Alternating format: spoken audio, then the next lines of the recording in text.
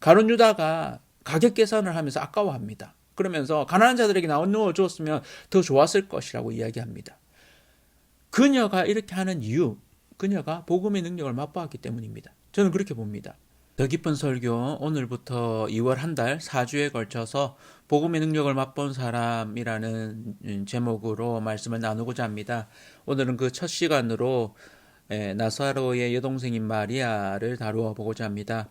요한복음 12장 1절에서 3절까지의 말씀입니다.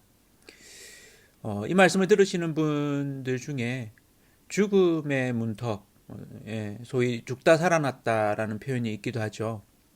그런 경험을 하신 적이 있으십니까? 사고의 위험 가운데 구사일생으로 살았다든지 큰 병환으로 고생하다가 회복되었다든지 때로는 마음이 병들어서 삶의 의욕을 잃고 죽음의 문턱에까지 가게 되었다든지 등등의 일로 인해서 죽음의 문턱을 경험한 사람들이 있죠.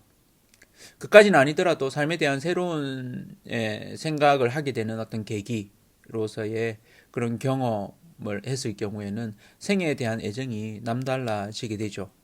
여기 한 인물이 있습니다. 그녀는 오빠가 죽었습니다.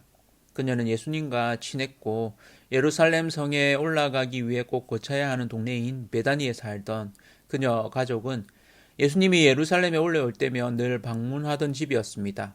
오빠 나사로는 예수님이 친구 나사로라고 할 정도로 친분이 있었습니다. 요한복음 11장 11절에는 이 말씀을 하신 후에 또 이르시되 우리 친구 나사로가 잠들었도다. 나사로가 죽은 이후에 예수님이 오셨을 때 하신 말씀이죠. 그러나 내가 깨우러 가노라 라고 표현합니다. 그녀는 예수님과 함께 있으면서 예수님의 말씀을 듣는 걸 참 좋아했습니다. 예수님과의 교제를 늘 즐거워했죠. 그런데 어느 날 갑자기 오빠가 질병에 걸리고 갑작스럽게 죽게 됩니다. 병명은 나타나 있지 않습니다. 그의 동생들인 이 마르다와 마리아는 예수님이 조금만 더 일찍 오셨더라면 오빠가 살 수 있었을 거라고 말합니다. 요한복음 11장 32절에 보면 마리아가 예수 계신 곳에 가서 배웠고 그 발 앞에 엎드리어 이르되 주께서 여기 계셨더라면 내 오라버니가 죽지 아니하였겠나이다 하더라 라고 이야기합니다. 그러니까 그녀는 예수님이 질병을 낫게 하시고 고칠 수 있는 능력을 갖고 있음을 믿었습니다. 그런데 죽은 오라버니를 다시 살릴 것에 대해서는 믿지 않았던 것이죠. 물론 마지막 날 부활할 것은 믿었습니다. 요한복음 11장 24절에 보면 마르다가 이르되 마지막 날 부활할 때에는 다시 살아날 줄을 내가 아나이다 라고 이렇게 표현하는 부분이 있죠. 우리가 잘 아는 본문 중에 예수님이 그 집에 방문했을 때 일을 잘하던 마르다는 예수님께 드릴 식사 준비로 분주했습니다. 반면에 예수님의 말씀을 듣는 걸 더 즐거워했던 마리아는 예수님 옆에서 말씀을 들었죠. 마르다가 조금은 이렇게 분주한 마음에 화가 나서 예수님께 마리아 좀 보내달라고 그러면 식사 준비에 도움이 되겠다고 말하죠.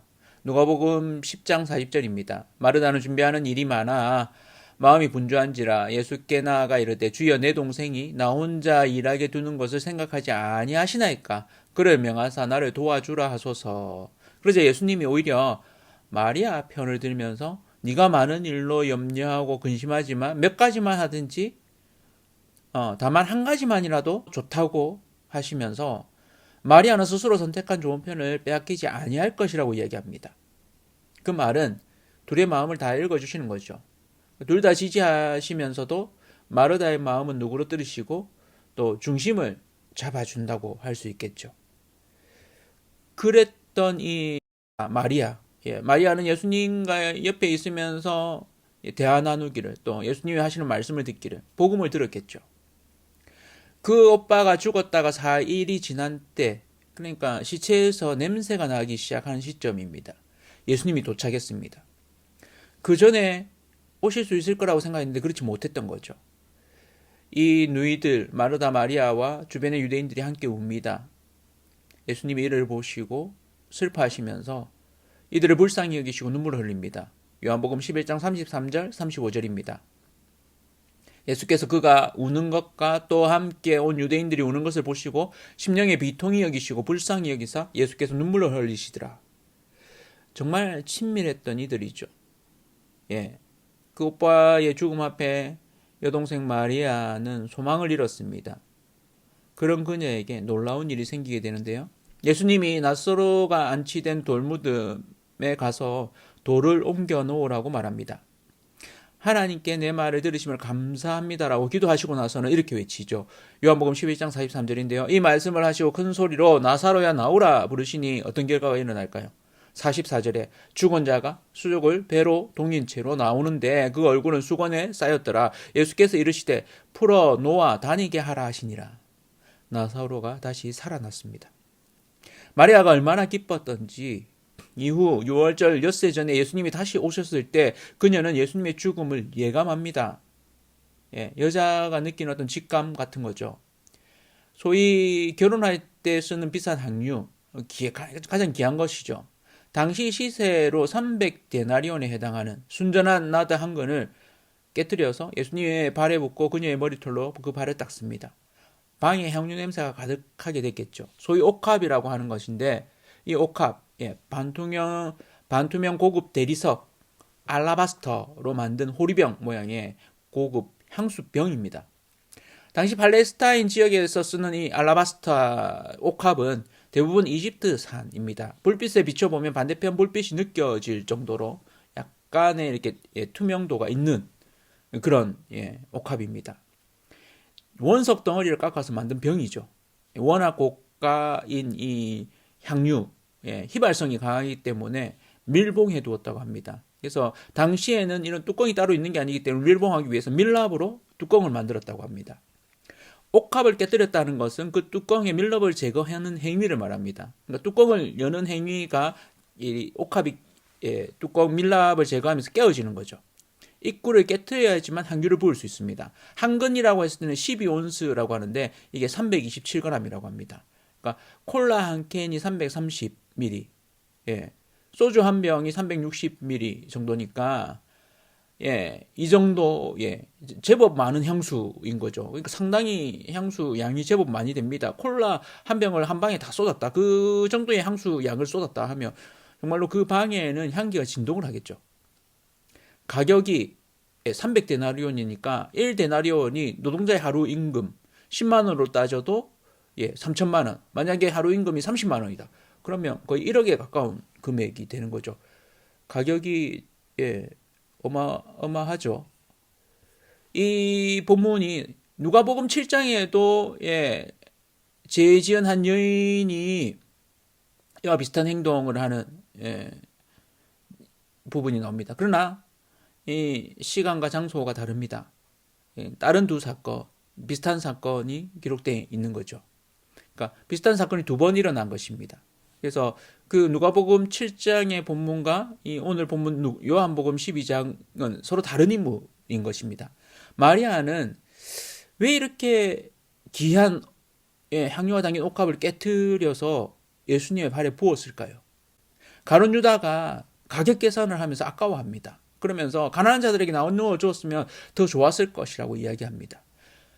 그녀가 이렇게 하는 이유, 그녀가 복음의 능력을 맛보았기 때문입니다. 저는 그렇게 봅니다.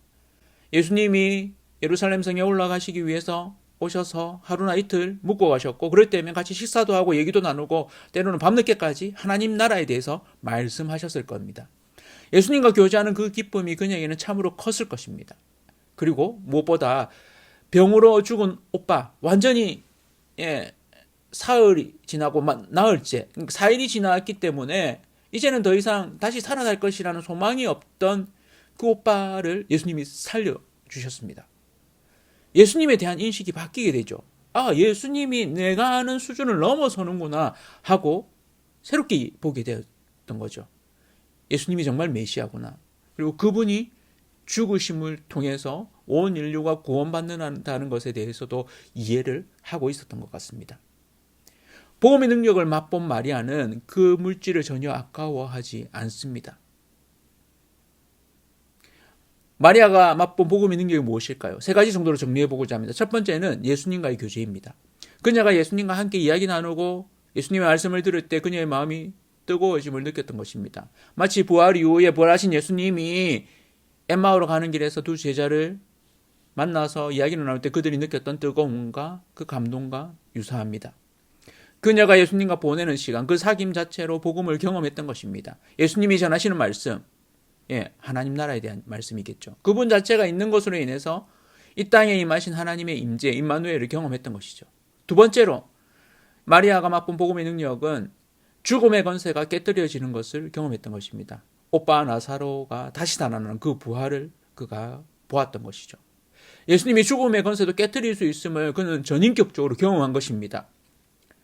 사람이 죽었을 때, 그것도 가장 사랑하는 사람이 죽었을 때 느끼는 그 절망감이 있습니다. 그런데 그 절망감을 깨뜨렸습니다. 새로운 소망을 주셨습니다. 죽었던 사람이, 그것도 완전히 죽어서 시체가 냄새가 나는 그런 시점, 호흡이 없던 그 사람이, 싸늘하게 식어버렸던 그 몸이 되살아나는 부활을 경험했던 것이죠. 그 경험이 그녀의 삶을 새롭게 했던 것입니다. 너무 아끼던 오빠의 목숨, 자기가 아끼는 그 향유는 비할 바가 못 되는 것이죠. 얼마든지 예수님께 감사와 헌신의 의미로 드릴 수 있는 것입니다. 인생의 의미를 새롭게 깨닫게 되고 내게 있는 생명이 얼마나 귀한지 감사하게 되는 것입니다. 물질의 가치보다 생명의 가치를 더 귀하게 여기고 감사의 삶을 살게 된 것이죠. 마리아가 경험한 복음의 능력입니다. 세 번째는 예수 그리스도의 죽음을 준비하는 것입니다. 그녀가 예수님의 죽으심을 이미 듣고 알고 있었던 것 같습니다.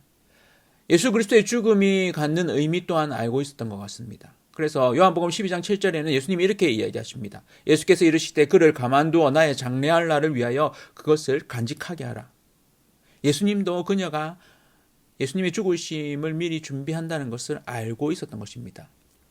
그녀는 예수님의 사명을 알고 있었고 그 사명을 완수한다는 것, 그 일에 자신이 동참하고 한 부분을 감당하고 싶었던 것을 볼 수 있습니다. 한 분을 소개하는데 건국대학 1학년 축산과 1학년 CCC 수련회에 갔다가 몸이 안 좋아서 병원에 실려갔는데 폐결핵이라는 진단을 받게 됩니다. 몸이 더 안 좋아져서 당뇨 고혈압으로 신장이 망가지게 됩니다. 일주일에 3번씩 투석을 하는 몸이 되었다고 합니다. 그럼에도 그는 신앙으로 이겨내고 군복무까지 하는 7년의 시간 동안 복음 전도를 열심히 했습니다. 그리고 장신대를 갔습니다. 졸업 이후에 마포교회에서 3년간 전도사 생활을 하게 됩니다. 거기서 알게 된 김경태 장로라고 TBC에서 일했던 PD 출신이라고 합니다.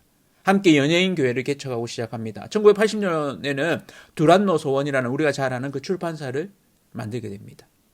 그런데 다시 강경화가 재발해서 영국에 휴양차 떠나게 됩니다. 그런데 그곳에서 존 스토트 목사님을 만나게 되고 그를 멘토로 삼아서 3년간을 지내게 됩니다.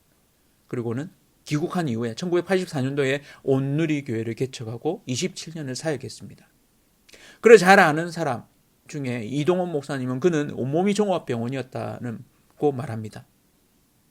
그러나 그가 그런 병 가운데 있었어도 그런 병이 심해질 때마다 오히려 삶의 중요한 전환점을 경험했다고 지금 온누리 교회를 담임하고 있는 이재원 목사 말합니다. 복음의 능력이 질병과 죽음을 넘어선 것이죠. 하용조 목사님 이야기입니다. 복음의 능력은 예수 그리스도를 제대로 깨닫는 데 있습니다. 죽음의 권세를 깨뜨리시고 영원한 생명을 주시기 위해 자신의 죽음을 우리를 위해 주셨다는 것을 우리가 깨닫는 데 있죠. 그래서 우리는 새 삶을 살게 됩니다. 우리는 이 땅에 살지만 우리 자신만을 위한 존재가 아닙니다. 우리는 이 땅에서 살지만 하나님 뜻을 위해서, 영원한 생명을 위해서, 다른 일을 살리기 위해서 사는 자들이 된 것입니다. 복음의 능력을 맛보아서 매일매일 새 생명의 기쁨과 감격 가운데 살아가시는 저와 온 성도님들 되시기를 축복합니다.